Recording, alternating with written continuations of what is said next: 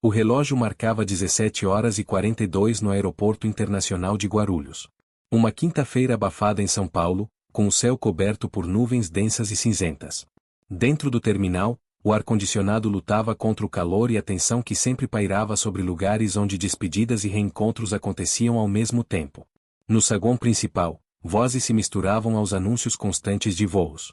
Malas deslizavam apressadas entre os pés de pessoas ansiosas, crianças inquietas, executivos grudados ao celular e mochileiros distraídos.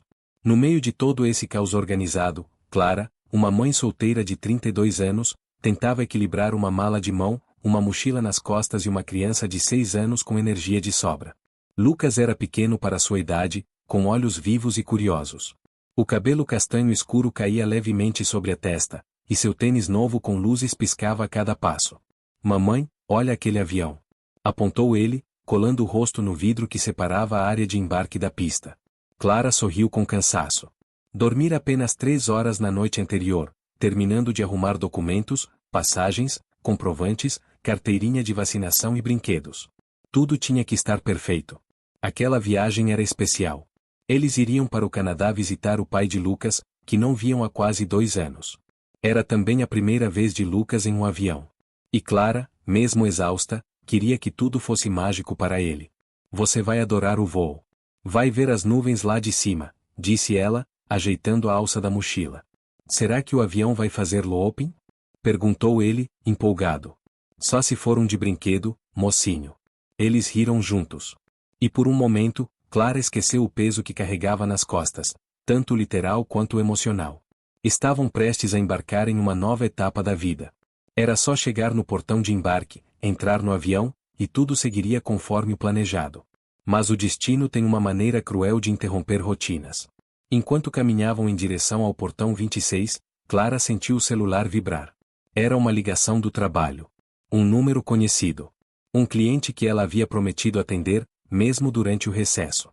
Só um segundo, filho, disse ela, soltando a mão de Lucas e tirando o telefone da bolsa. Fica aqui pertinho da mamãe, tá? Tá bom, respondeu ele, já se virando para olhar uma loja de brinquedos próxima. Clara se afastou 2 passos e atendeu. Alô? Sim, estou no aeroporto agora. Podemos falar rapidamente? A conversa durou menos de 2 minutos. Quando desligou e virou-se novamente. Lucas não estava ali. O chão pareceu sumir sob seus pés. Ela deu 2 passos para frente, olhou em volta. Nada. Virou-se completamente, chamando com voz ainda calma. Lucas? Mais um giro. Loja de brinquedos, escada rolante, portão 25, fila do café. Nada. A calma virou desespero. Lucas! Gritou. A mala de mão tombou ao seu lado. O celular escorregou da mão e caiu no chão. Ela correu, gritando o nome do filho, empurrando pessoas, esbarrando em seguranças. Meu filho! Ele sumiu. Ele estava aqui agora mesmo. Os minutos seguintes foram um borrão de gritos, correria, mãos tremendo. Pessoas se aproximaram, tentaram ajudar. Funcionários do aeroporto a levaram até um dos guichês. Ligaram para a segurança. A porta da loja de brinquedos foi fechada. Funcionários começaram a olhar câmeras. O protocolo de desaparecimento infantil foi ativado. Às 17h55, todos os portões de embarque foram colocados sob alerta. Saídas de emergência foram trancadas. Guardas posicionados em cada acesso ao estacionamento. Clara foi levada a uma sala reservada, onde um agente da segurança do aeroporto tentava acalmá-la enquanto preenchia um formulário. Qual a altura do seu filho? 1 metro, ele é pequeno, 6 anos, pele clara, cabelo castanho. O que ele vestia? Camiseta azul clara com dinossauros, jeans escuro, tênis com luzinhas. Ele tem alguma marca de nascença, cicatriz, alergia? Clara respondeu tudo, engolindo o choro, as mãos agarradas ao lenço de papel já encharcado. O que mais doía era a culpa. Eu soltei a mão dele. Por 2 segundos. 2 segundos. Na sala de monitoramento, os técnicos puxaram as imagens das últimas câmeras próximas.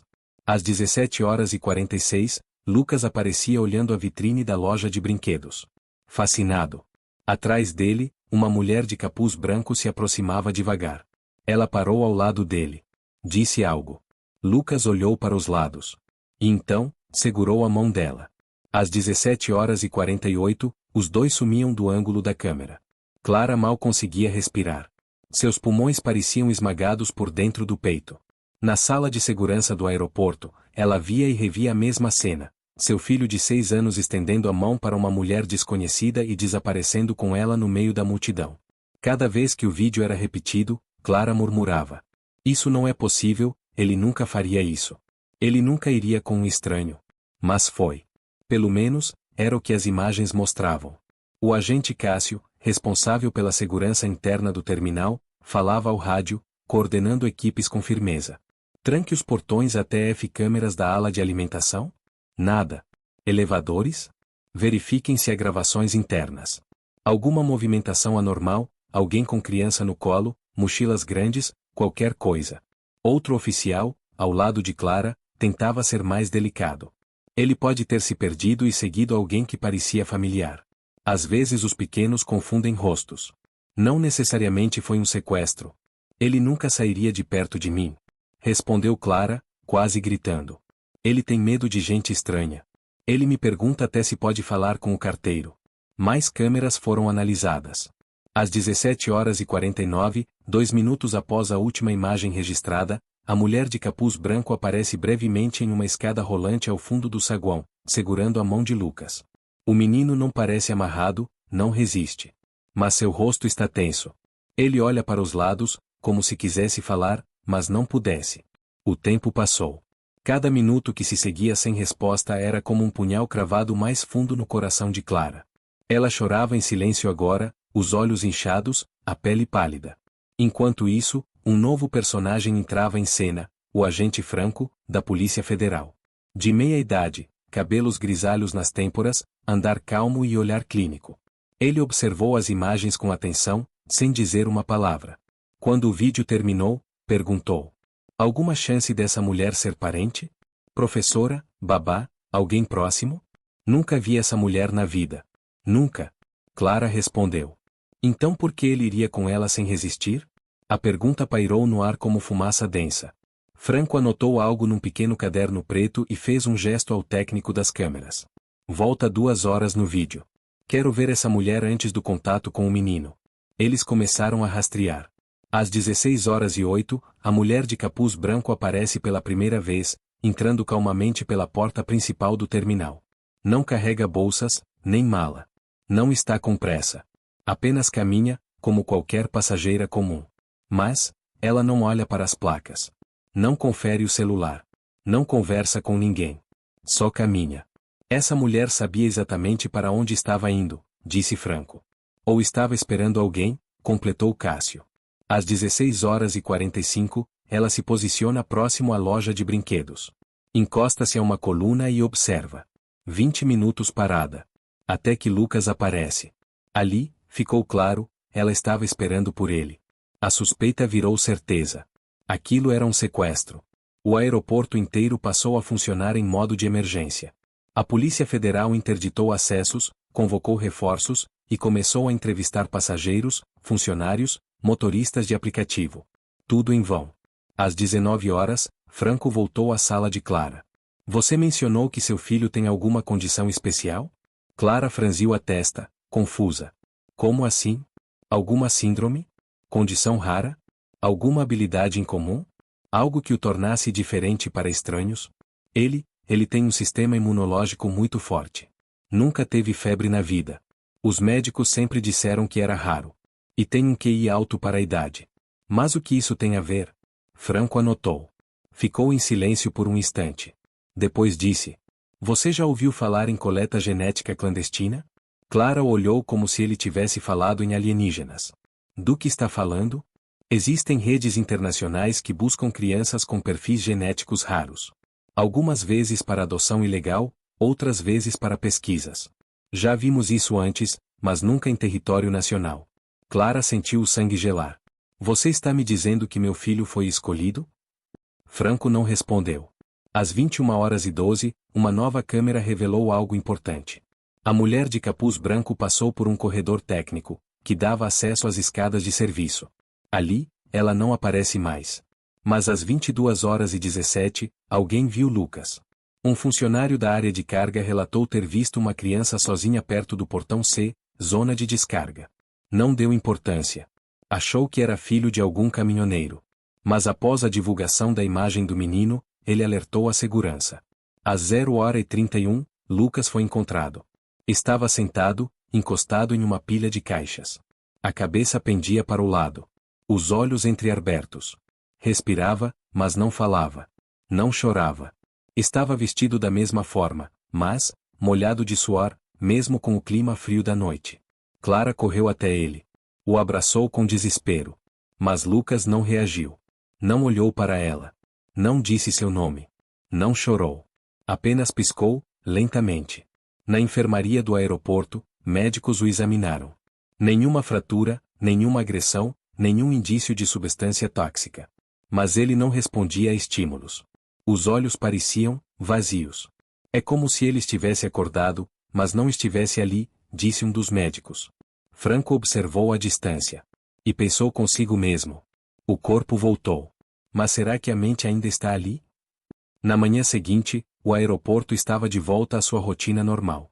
Passageiros apressados, funcionários correndo com pranchetas e carrinhos, vozes nos alto-falantes. Para a maioria, o que havia acontecido na noite anterior era só mais um incidente estranho entre tantos.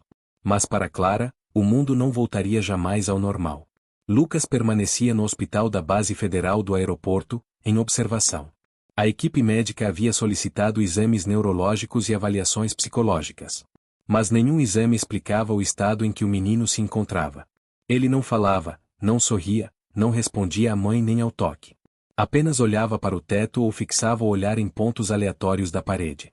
Clara não saía do quarto. Passava horas sentada ao lado do filho, acariciando sua mão, contando histórias da escola, cantando músicas que ele adorava. Mas Lucas continuava em silêncio. Era como se algo tivesse sido desligado dentro dele. Franco apareceu logo após o nascer do sol. Estava com o mesmo casaco do dia anterior, o rosto ainda mais cansado. Bom dia, disse ele, fechando a porta do quarto ao entrar. Clara apenas o olhou, sem responder. Alguma mudança? Ela fez que não com a cabeça. Ele abre e fecha os olhos. Pisca. Se alimentou um pouco. Mas não fala. Não me olha. Parece que ele está ali, mas não está. Franco assentiu. Recebi os relatórios. O sangue dele está limpo. Nenhum sedativo, nenhuma droga controlada. Mas encontramos algo em comum. Clara se endireitou na cadeira. O quê? Um pequeno implante subcutâneo na base do couro cabeludo, escondido sob o cabelo. Um chip. Como assim? Um chip? Não era um rastreador comum. Não transmitia sinal de GPS, não tinha nenhum identificador por rádio. Era passivo, como se fosse usado para leitura local. Armazenamento talvez. Algo experimental. Foi removido e enviado para análise. Clara cobriu a boca com a mão. A ideia de alguém ter implantado algo no corpo do filho fazia seu estômago virar. Lágrimas começaram a escorrer novamente. Quem faria isso? Por quê? Franco caminhou até a janela e observou o pátio do hospital militar. Alguém com acesso à tecnologia não registrada. E com interesse em crianças como Lucas. Ele se virou de volta para ela. Você mencionou que ele tem uma imunidade muito forte. Já passou por algum estudo genético? Quando ele nasceu, sim.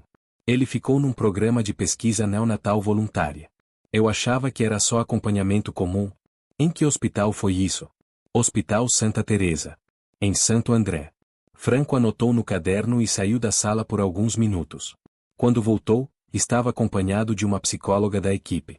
Vamos tentar interagir com ele de forma diferente, explicou. A psicóloga sentou-se ao lado de Lucas, pegou alguns brinquedos, desenhou no quadro branco, falou palavras simples, fez perguntas leves. Nada. Então, ela começou a desenhar símbolos no papel, círculos, números, linhas. Lucas piscou. Pequeno, mas visível. Ela desenhou uma espiral. Lucas seguiu o traço com os olhos. Depois desenhou o símbolo da tatuagem da mulher do capuz, uma espiral em torno de um círculo. Lucas apertou os olhos, como se sentisse dor. Clara levantou-se, desesperada. O que está acontecendo? Ele reconhece esse símbolo. Pode estar relacionado ao que ele viu. Estamos acessando algo que está preso na memória dele. A psicóloga então fez um desenho mais complexo. Parecia um mapa. Lucas olhou fixamente. De repente, com movimentos lentos, levantou o braço e apontou para uma parte do papel. Depois fechou a mão e se calou novamente. Foi o primeiro movimento espontâneo dele em quase 12 horas. Clara chorou ao ver. Franco tirou foto do desenho, pediu para a psicóloga reproduzir em detalhe e saiu da sala com pressa. Sabia que precisava rastrear aquele símbolo, aquela geometria. Em seu escritório improvisado, Franco acessou bases de dados confidenciais. Cruzou o desenho com arquivos da Interpol. Um dos resultados era de um caso arquivado de 2014. Uma organização chamada Projeto Eco havia sido investigada por abdução temporária de crianças para mapeamento neural e codificação de padrões comportamentais. Todas as denúncias haviam sido encerradas por falta de provas. No topo do dossiê, uma frase destacada. Eles levam, codificam e devolvem. O corpo é o mesmo, mas a mente não é mais inteiramente dele. Franco voltou para o hospital com o rosto sombrio. Clara, você e Lucas precisam sair daqui. Agora. Discretamente. O quê? Por quê? Se isso for o que estou pensando, eles vão voltar. Quem são eles? Franco olhou nos olhos dela, pela primeira vez hesitante. Um grupo que trabalha há anos no subsolo da ciência. Empresas que testam tecnologia de controle neurológico usando crianças como cobaia. E você pode ter assinado a permissão sem saber, quando autorizou aquele estudo neonatal. Clara ficou em choque. Isso é loucura. Não é. E você não é a primeira. Mas pode ser a única que teve o filho de volta. Era noite novamente quando Clara deixou o hospital. Lucas estava dormindo nos braços dela, completamente inerte, como um boneco com a alma suspensa. Franco conduzia o carro por uma estrada secundária, desviando das vias principais. A pedido dele, Clara havia desligado o celular, deixado os documentos para trás e levado apenas uma muda de roupa e os remédios do filho. Tudo parecia absurdo, perigoso, mas algo dentro dela dizia que confiar naquele homem era a única opção. Vamos para um lugar seguro, longe dos olhos que ainda estão te observando, disse ele, com os olhos fixos na estrada. Amanhã, te mostro o que descobri. Chegaram a uma casa simples, no alto de uma serra a 2 horas da capital. Isolada, sem vizinhos por perto, protegida por mato alto. Clara colocou Lucas em uma cama improvisada, enquanto Franco ligava o gerador para alimentar as câmeras de segurança e o sistema de comunicação criptografado. Era óbvio que ele já havia feito isso antes. Na manhã seguinte, Franco colocou sobre a mesa uma pasta com documentos confidenciais. Fotos, plantas de edifícios, relatórios arquivados, e sobretudo, rostos. Reconhece essa mulher? Perguntou ele, apontando para a imagem de uma mulher de olhos verdes e cabelo preso, com a mesma tatuagem no pulso. Clara assentiu de imediato. É ela. A mulher que levou o Lucas. O nome dela é Maya Keller. Ex-neurocientista de um laboratório europeu fechado por violações éticas em 2013. Desapareceu desde então. Supõe-se que esteja à frente do Projeto Eco. Ele virou a página. E aqui, apontou para outra imagem, é o Hospital Santa Teresa. Em 2017, recebeu investimentos de uma fundação chamada Futura Corp. Oficialmente, promoviam pesquisas genéticas para a prevenção de doenças. Mas em 2018, 3 bebês desapareceram durante procedimentos clínicos. Os casos foram abafados. Uma das mães, também era Clara. Mas outra Clara. Clara Velasquez. Sem relação com você, mas com a mesma história. Estudo neonatal, desaparecimento temporário, retorno do bebê em estado catatônico. Por que ninguém fez nada? Porque são ricos. Porque são invisíveis. Porque estão usando o que chamam de soft testing. Pegam crianças com perfis genéticos especiais, aplicam estímulos neurocognitivos de forma rápida e devolvem antes que haja suspeitas. Só que com o tempo, os efeitos começam a aparecer. Como assim? Franco puxou uma folha com anotações manuscritas de uma criança chamada Diego M., de 5 anos. Após um sumiço de 4 horas, passou a ter visões, falar palavras em russo sem nunca ter aprendido, e manifestar fobia de espelhos. Outro caso, uma menina de 7 anos, voltou a urinar sangue e se mutilar dizendo que precisava esvaziar o código. Clara engoliu em seco. Você está me dizendo que Lucas? Eu não sei ainda o que fizeram com ele. Mas implantaram algo. E a reação dele àquele símbolo, prova que existe uma memória. Uma experiência. Algo que ele não consegue expressar porque talvez, nem seja dele. No quarto ao lado, Clara percebeu movimento. Correu até Lucas. Ele estava sentado na cama, encarando a parede. Em silêncio, mas com os olhos fixos. No chão, ele havia desenhado com lápis um padrão em espiral, o mesmo símbolo da tatuagem. Filho? Disse ela, ajoelhando-se. Você lembra de mim? Lembra da mamãe? Lucas virou lentamente o rosto para ela. Pela primeira vez, os olhos se conectaram. Mas havia algo ali que a fez tremer. Um vazio. Um desconhecido dentro do conhecido. Ele tá diferente, sussurrou ela. Não é só trauma. É outra coisa. Franco apareceu à porta. Segurava um pequeno dispositivo. Isso é um scanner neural de baixa intensidade. Não invasivo. Vai apenas medir se há atividade cerebral fora dos padrões. Aproximou-se de Lucas e colocou o aparelho perto da cabeça do menino. Um bip, depois outro. A tela mostrou algo incomum, oscilações rápidas, curtas, seguidas de um padrão repetitivo em código binário. 01001. 01001 repetidamente, murmurou Franco. Isso é um sinal. Um código ativo. Um código de quê? Pode ser uma instrução. Um comando. Ou uma tentativa de sincronização com algum servidor externo. Se esse chip foi só um receptor, o cérebro dele pode estar tentando continuar uma tarefa que começou com estímulo externo. Clara abraçou o filho com força. Eles mexeram na cabeça do meu filho. Franco respirou fundo. A boa notícia é que, se está repetindo esse sinal, ainda não completaram o ciclo. O processo foi interrompido. Talvez possamos reverter. Mas naquele momento, uma luz piscou no monitor do sistema de segurança. Carro se aproximando. Placa encoberta. Sem sinal do motorista. Franco se levantou num salto. Pegou uma pistola e ordenou. Vá para o quarto com o Lucas. Tranca a porta.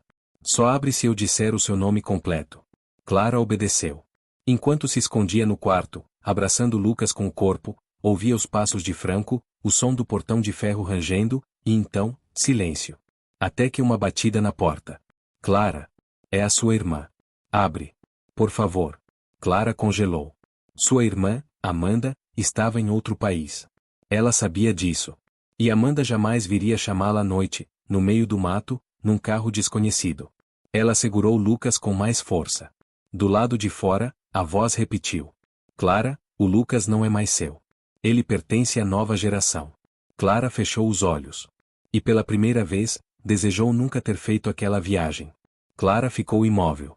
O som da voz do lado de fora da porta era sereno demais, meticulosamente calmo, e isso só aumentava o pânico em seu peito. Aquilo não era sua irmã. Era alguém, ou algo, imitando-a. E Lucas, ele não reagia. Permanecia em seus braços, os olhos ainda distantes, como se estivesse anestesiado por dentro. Clara, a voz repetiu, deixe o medo. A nova geração não sente medo. Você não entende ainda, mas ele foi escolhido. Você devia estar grata. Clara se levantou num salto, pegou a comoda e arrastou contra a porta. Suava frio. Estava tremendo. Do outro lado, ouviu-se uma pancada seca. E outra. Como se estivessem tentando forçar a maçaneta. Mas antes que algo acontecesse, um disparo. O som rasgou o silêncio da madrugada. Um grito abafado. E então passos correndo. Clara ouviu Franco gritar. Fique trancada. Não abre por nada. Ela correu até a janela do quarto e abriu a fresta. Lá fora, viu as luzes do carro acesas. A porta do motorista aberta. Um corpo no chão, caído de lado, com o capuz cobrindo o rosto. Franco se aproximava, arma em punho, o rádio no ombro chiando. Mais tiros. Dessa vez, vindos do mato. Franco se abaixou, rolou por trás do carro e começou a atirar de volta. A casa, isolada no meio da serra, agora parecia um campo de guerra. No quarto, Lucas começou a murmurar. Clara olhou para ele, apavorada. Filho? Lucas se mexia, os olhos piscando em padrão. E de sua boca, uma frase. O protocolo falhou. Sistema interrompido. Recalibrar unidade. O quê? Lucas olhou para ela como se a visse pela primeira vez. Mamãe? Clara o abraçou forte. Sou eu, meu amor. Sou eu. Você tá me ouvindo? Mas ele já havia fechado os olhos de novo. E a pulsação estava acelerada. Franco retornou correndo. Coberto de lama e sangue na mão esquerda. Vamos embora agora. Temos que sair antes que cheguem reforços. Eles disseram que ele não era mais meu. Mentira. É o que eles querem que você acredite. Eles não tomaram o controle total. Mas se o conectarem de novo, é o fim. Franco ajudou Clara a sair com Lucas nos braços. Pegaram uma trilha lateral, abandonando o carro e seguindo por mata densa. Franco conhecia o terreno. Conduziu-os a pé até uma estrada desativada. Ali, um carro os esperava, preparado por ele como plano B. Vamos para a fronteira, disse ele. Conheço um centro de pesquisa segura no Uruguai. Lá temos chance de entender o que ainda está ativo na mente dele. E se eles seguirem a gente? Franco acelerou. Eles já estão seguindo. Mas agora, é guerra. No banco de trás, Lucas chorava. Pela primeira vez desde que havia sido encontrado. Clara se virou e o abraçou. Tá tudo bem agora. A mamãe tá aqui. Você é meu. Sempre foi. Lucas, com os olhos marejados, murmurou uma frase final. Eles queriam que eu esquecesse você. Mas eu lembrei.